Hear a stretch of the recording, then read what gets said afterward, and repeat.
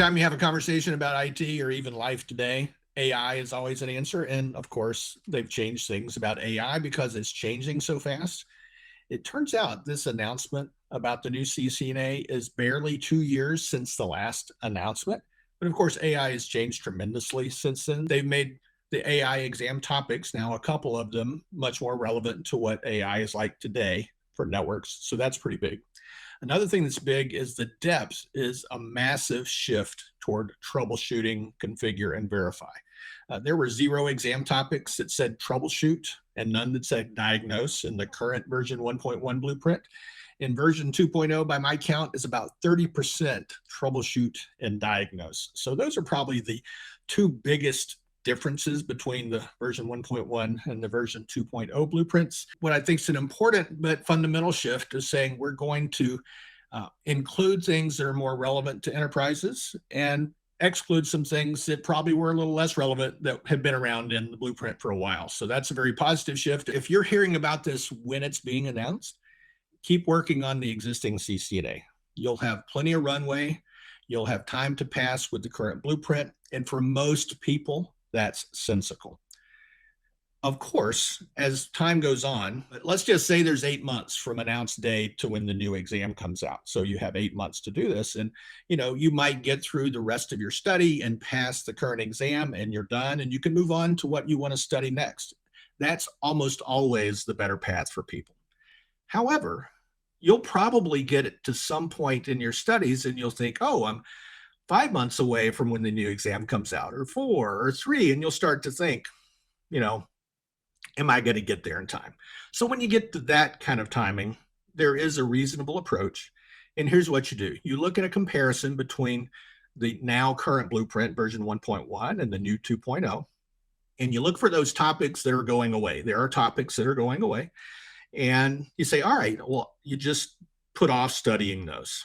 And you study for the things that you won't be wasting your time studying if you do happen to then have to wait and pass the exam once the new blueprint comes out. For instance, QoS is removed from the new blueprint, so you don't study that till late. But I would recommend that people keep studying. Everything that's on the old blueprint is still important in life. I think some of the new topics are more important, but it's reasonable to keep going and keep marching along just because of that long runway. There's 0 troubleshoot on the current blueprint. There's 30% of the exam topics troubleshoot in the new blueprint. All right.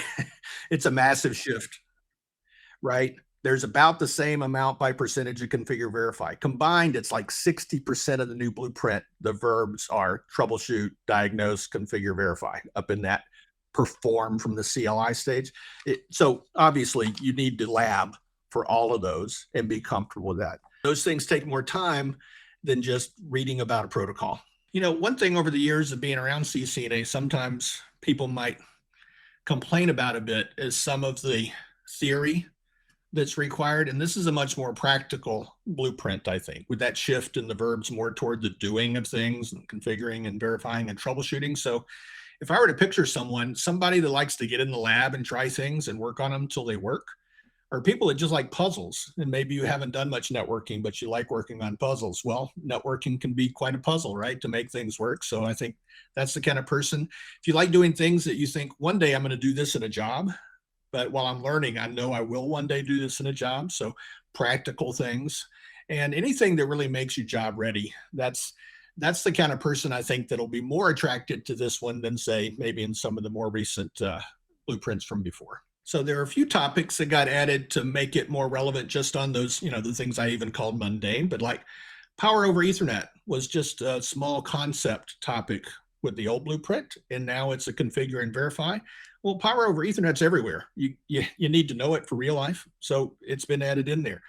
Looking at traces with packet captures, PCAPs, it's mentioned in there in a troubleshoot topic. So it's not the main part of the topic, but it's a skill that everybody ought to have if you're out there going to do a CCNA level job. So I think that makes you more job ready. Certainly, it's like, hey, yeah, it's great. This guy we hired that's a CCNA, he can actually go and interpret that stuff. He can, do a capture and interpret that. DNS. The standard joke is, when something's broken in the network, it's like, oh, it's DNS. Well, It was not featured at all in the former blueprints. I don't think it'd been featured more than just an explain or describe exam topic for the whole history of CCNA. So small topics added to this new blueprint, but hugely important in day-to-day life. And the other one, maybe I'll mention, is forward thinking. It's in the last domain, and it may be my single favorite new add to the blueprint. It's describe network management approaches, and it lists 5 network management approaches: device-based, cloud-based, controller-based, automation-based, and infrastructure as code. And if you study this late in your CCNA course, maybe from Cisco, you can take a look back then at all the things that you've learned and say, well, these are the ways that the companies I can go work for approach how they operate and manage their network. And it gives you a great context for your next steps, and it can start to help you coalesce and manage and kind of integrate in your mind how you're going to go about doing your work instead of, being nose down doing one particular task after the other. I think it's a great capstone kind of exam topic to have laid in the blueprint, and I'm a big fan of that one. Networking is a fairly mature industry, so AI is really the big new thing. There's agentic AI. There's one that's phrased about selecting a prompt based on presumably a bunch of prompts that a question might supply to you, and then picking it based on different criteria, which are useful things to know. Let's be responsible in how we use AI. And that's a big theme with Cisco, right? If you read anything from Cisco about AI, you hear about responsible AI. And the theme is carried through here. You'll hear people talk about the labs being the fun part of the preparation, and you're going to get to, or have to, depending on your perspective, do more labbing with the new blueprint. I definitely see that as an opportunity. I think you'll enjoy that part of it. I think the average person's study experience is going to be much better because of these changes. For those that are willing to dig in, I think it'll be a much better experience.